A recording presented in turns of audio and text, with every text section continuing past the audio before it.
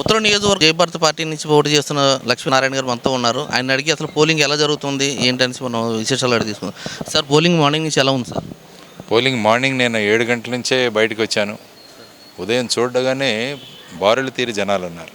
ఈసారి ముఖ్యంగా నక్కవానిపాలెం అంటే ఆక్సిజన్ టవర్సు, తర్వాత ఎస్ఎఫ్ఎస్ స్కూలు, ఇక్కడికి వెళ్ళినప్పుడు సాధారణంగా జనరల్ ఒపీనియన్ ఏంటంటే పెద్దగా చదువుకున్న వాళ్ళు రారు ఓటింగ్కి, ఈ టైప్ ఆఫ్ ఫీలింగ్. కానీ ఈసారి చూస్తే అది టోటల్గా మారిపోయింది అనిపించింది. అందరూ కూడా ఎప్పుడెప్పుడు వెళ్ళి ఓటేద్దామా అన్న ఒక దీంతో వచ్చినట్టు ఓటింగ్ మీద అవేర్నెస్ వచ్చిందంటారా? అవేర్నెస్ వచ్చింది. తర్వాత వచ్చేసి జనరల్గా మేము కూడా చాలా ఇన్వైట్ చేసాం అందరిని. జనరల్గా దీన్ని ఒక పండగలాగా ట్రీట్ చేయండి, ఎందుకంటే మిగతా నాయకులంతా దీన్ని కురుక్షేత్ర సంగ్రామం అని, యుద్ధం అని ఇలా అంటుంటే మేమన్నాం పండగలాగా చూడండి. ఎలాగైతే సంక్రాంతి పండగకు మనం అందరినీ పిలుచుకుంటామో ఓటర్ పండగకు అందరూ రావాలి. సో ఆ విధంగా నిన్న చూస్తే హైదరాబాద్ నుంచి ట్రైన్స్, బస్సులు, ఫ్లైట్స్, తర్వాత బై రోడ్డు విపరీతంగా జనాలు వచ్చారు. So it's a good indication. Sir, ఎప్పుడు కూడా అపార్ట్మెంట్లకి ఏ నాయకుడు కూడా వెళ్ళారు సార్. మీరు అలాంటిది ఆక్సిజన్ టవర్స్ అంటే మీ ఏరియా పరిధిలో ఉన్నది ఆక్సిజన్ టవర్స్ ఇలా క్లాస్ అపార్ట్మెంట్స్కి వెళ్ళారు సార్. అదేమన్నా ఓటింగ్ ఏమన్నా అవుతుందంటే మీకు ఏం తెలుస్తుందా సార్? అంటే ఏంటంటే నేను mostly door to door campaigning ఈసారి నేను అడాప్ట్ చేసుకున్నాను. ఎందుకంటే నాకున్నది ఒకే ఒక శక్తి, నా ఫిజికల్ స్ట్రెంగ్త్, స్టామినా, ఓపిక. సో నేను ఉదయం 6 నుంచి 10 వరకు పనిచేయగలను అదే స్ట్రెంగ్త్లో. కాబట్టి నాకున్న అసెట్ ఏదైతే ఉందో దాన్ని ఉపయోగించుకొని అందరినీ కలవడానికి ప్రయత్నించాను. సో ప్రజల్లో అవేర్నెస్ కూడా తీసుకొచ్చాం. అంటే ఓట్ ఇంపార్టెన్స్ ఏంటి, ఓటు వల్ల ఏమవుతుంది అంటే చాలామందికి తెలుసు, కానీ ఒకసారి మళ్ళీ వెళ్ళి క్యాండిడేట్ సొంతంగా అప్పీల్ చేయడం అన్నది వేరు. సో ఆ విధంగా కూడా చూసుకుంటే నా మోడ్ ఆఫ్ క్యాంపెయినింగ్ కూడా ప్రజల్ని కన్విన్స్ చేసింది అనుకుంటా. జనరల్గా చూస్తుంటే మనకి హర్బన్లో ఓటింగ్ అనేది 50% ఉంటుంది అనేసి అంటారు సార్.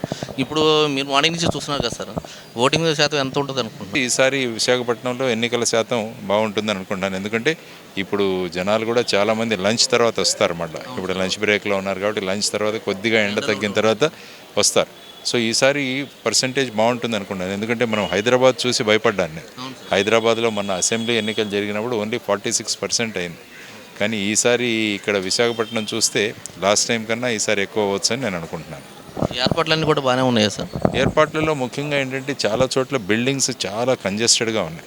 ఒకే చిన్న బిల్డింగ్లో, ఫర్ ఎగ్జాంపుల్ తాడిచెట్లపాలెం వెళ్ళొచ్చాను, అందులో 6 బూతులు ఒకే బిల్డింగ్లో పెట్టారు. తర్వాత షామియానాలు ఇలాంటివి కూడా చాలా చోట్ల కొద్దిగా, ఎందుకంటే ఎప్పటికప్పుడు ఆర్ఓ గారికి నేను ఇన్ఫర్మేషన్ పంపిస్తున్నాను. తర్వాత ఏంటంటే కొంచెం లైటింగ్ కూడా తక్కువగా ఉంది చాలా చోట్ల. వాళ్ళు ఏమంటున్నారంటే వీవీప్యాట్కి ఎక్కువ లైటింగ్ పడితే అది పనిచేయదు అంటున్నారు. అంటే మన ఉద్దేశం వీవీప్యాట్ రక్షించడమా లేకుంటే ప్రజాస్వామ్యాన్ని రక్షించడమా, ఇది చాలా ముఖ్యమైన విషయం. చాలా చోట్ల కూడా వీవీప్యాట్లో పనిచేయలేదని కూడా నేను మార్నింగ్ నా ఓటు వేయడానికి వెళ్తే ఈవీఎం పనిచేయాల. సో మళ్ళీ ఇప్పుడు వెళ్ళాలి నేను. సో ఆ విధంగా ఈవీఎంస్ అన్నవి కూడా కొన్ని చోట్ల పనిచేయలేదు. తర్వాత ఏంటంటే ప్రజలకు ముఖ్యంగా ఫెసిలిటీస్, అంటే ఈ ఎండాకాలం కాబట్టి ఈ షామ్యానాలు కానీ ఇవన్నీ వేసి కొంచెం ఫాస్ట్గా చేయడం. ముఖ్యంగా నార్త్లో ఏమైపోయిందంటే ఎంపీ క్యాండిడేట్స్ 33, నోటా కూడా కలుపుకుంటే 34. అంటే ఒక్కొక్క ఈవీఎంలో 16 కవర్ అవుతుంది. అంటే 3 ఈవీఎంలు పెట్టాల్సి వచ్చింది. దాంతో ఏంటంటే చాలామంది కన్ఫ్యూజ్ అయ్యారు. అంటే ఒకటి ఎంపీనా రెండవది ఎమ్మెల్యేనా అని వాళ్ళు మళ్ళీ ఎక్స్ప్లెయిన్ చేసుకుని అది కొంత కన్సిడరబుల్ టైం పట్టింది. అక్కడ దగ్గరుండి వాళ్ళు చేస్తున్నారు సార్, దానికి అవగాహన కల్పిస్తున్నారు. తర్వాత ఏంటంటే ముఖ్యంగా మార్నింగ్ టైమ్స్ చాలామంది సీనియర్ సిటిజన్స్ వచ్చారు. అంటే వాళ్ళ కొద్దిగా ఈ న్యూ సిస్టంలో కొంచెం అడ్జస్ట్ అవ్వడానికి టైం పట్టింది. అందుకనే ప్రిసైడింగ్ ఆఫీసర్ని అడిగితే చాలామంది సీనియర్ సిటిజన్స్ రావడం వల్ల కొద్దిగా స్లో అయిందండి, అదర్వైజ్ ఇప్పుడు బాగానే వస్తుంది అని చెప్పారు. యాక్చువల్గా సీనియర్ సిటిజన్ని అబౌవ్ 70 ఇయర్స్ ఇంటి దగ్గర నుంచి వేసే సిస్టమ్ రావాలి, లేకుంటే వాళ్ళు పాపం ఇంత ఎండల్లో రావడం, ఈ విధంగా వాళ్ళు సఫర్ అవ్వడం. సీనియర్ సిటిజన్స్కి సపరేట్గా లైన్ ఏమైనా పెట్టారు సార్, బూత్ ఏమైనా పెట్టారు సార్? ఇలా టెంట్ అది ఏర్పాటు చేసి కూర్చోబెట్టి మధ్య మధ్యలో పిలుస్తున్నారు వాళ్ళని.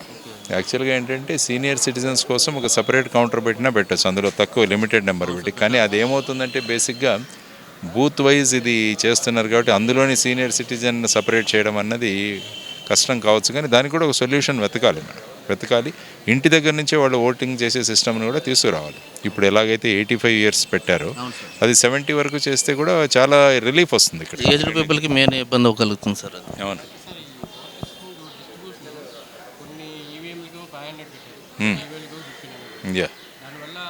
దానివల్ల అవుతుంది. ఒకే బిల్డింగ్లో ఒక 2 బూత్స్ ఫ్రీగా ఉంటున్నారు, ఎవరు లేరు. 2 బూత్స్ మీద చాలా హెవీ లోడ్ ఉంది. కాబట్టి ఆ ఫ్లెక్సిబిలిటీ కూడా ఏదైనా తీసుకురావాలి, ఈక్వల్గా డిస్ట్రిబ్యూట్ చేయాలి. మరి కొన్ని చోట్ల 500 600 ఉన్నాయి, కొన్ని చోట్ల 1300 ఉన్నాయి. సో ఆ విధంగా దాంతో డిఫరెన్స్ వస్తుంది. కాబట్టి ఇవన్నీ రేషనలైజ్ చేయాలి. సో వీటన్నిటిని ఏంటంటే ఎన్నికల సంస్కరణలు అన్నవి చాలా ఉన్నాయి, వీటన్నిటిని కూడా తీసుకురావాలి. మేమేమంటున్నామంటే 3 రోజులు ఓటింగ్ పెట్టండి అంటున్నాం. 3 రోజులు పెట్టండి, నా కంఫర్ట్ లెవెల్లో వచ్చి నేను వేసుకుంటాను. ఏముంది, ఎలాగా హాలిడేసే, ఏముంది 3 నెలలు. మామూలుగానే ఈవీఎం మిషన్స్ అనేది అందరికీ కూడా చాలా ఇబ్బందికరం అండి సార్, పాత వాళ్ళందరికీ కూడాను. దాంట్లో ఈ 33 మంది 36 మంది ఇలా కూడా 2 ఇయర్స్ అంటే దానివల్ల కూడా చాలా ఇబ్బంది కలుగుతుంది కదా సార్. అవును, అంటే ప్రజాస్వామ్యంలో ఏంటంటే ఎంతమంది అయినా పోటీ చేయొచ్చు, దాన్ని వాళ్ళని రిస్ట్రిక్ట్ చేయలేం. ఎందుకంటే అమెరికా లాంటి చూస్తే 2 పార్టీ సిస్టమ్, వాళ్ళ సిస్టమ్ అలా ఉంది కాబట్టి 2 అభ్యర్థులు ఉంటారు ప్రెసిడెన్షియల్. కానీ ఇక్కడ ప్రజాస్వామ్యంలో ఎంతమంది అయినా కంటెస్ట్ చేయవచ్చు, దాన్ని కూడా ఏదైనా రేషనలైజేషన్ చేయాలి. సో ఆ విధంగా చేసుకుంటూ పోతే, లేకుంటే ఈవీఎంల సంఖ్య పెరిగిపోతుంది. ఒకసారి చూసుకుంటే ఐ థింక్ నిజామాబాద్లో అనుకుంటాను పసుపు రైతులు చాలామంది 100-150 మంది నామినేషన్లు వేశారు అప్పుడు. సో అప్పుడు ఐ థింక్ పెద్ద నామినేషన్ పేపర్ తయారు చేయాల్సి వచ్చింది, సంథింగ్ లేదు. సో ఆ విధంగా చూసుకొని క్రమక్రమంగా రాజకీయ చైతన్యం రావడం చాలా అవసరం. యాక్చువల్గా నేనేమంటానంటే సిస్టమ్ ఎలా ఉండాలంటే, సపోజ్ ఈ ఎన్నికలు జరిగాయి, 30% వచ్చిన వాళ్ళు కూడా ఎమ్మెల్యేలు అయిపోతున్నారు. దానికి బదులు ఏం చేయాలంటే ఫస్ట్ 2 ఎవరైతే వస్తారో ఆ తర్వాత ఒక 1 వీక్ తర్వాత మళ్ళీ ఎలక్షన్ పెట్టాలి. పెట్టి ఈ ఇద్దరిలో 50% ఎవరికి వస్తే వాళ్ళని ప్రకటించాలి. ఎందుకంటే ఒక ఎమ్మెల్యే అన్న వ్యక్తి కనీసం 50% మంది నియోజకవర్గంలో ఉన్న ప్రజలకు ప్రతినిధి అవ్వాలి. లేకుంటే ఇప్పుడు 30% మందికి నేను ప్రతినిధి అయిపోతే నేను నా ఓటు బ్యాంక్ పట్టుకుంటాను. సో దాన్ని మార్చాలి. ఇది ఒక కొత్త రిఫార్మ్ మేము సజెస్ట్ చేస్తున్నాం. యా, ఇప్పుడు ఓటింగ్ జరుగుతుంది కదా సార్, మీ గెలుపు ఎలా ఉండబోతుంది సార్? ఏం లేదు, నా ప్రయత్నం నేను చేశాను, నేను పడాల్సిన శ్రమ నేను పడ్డాను.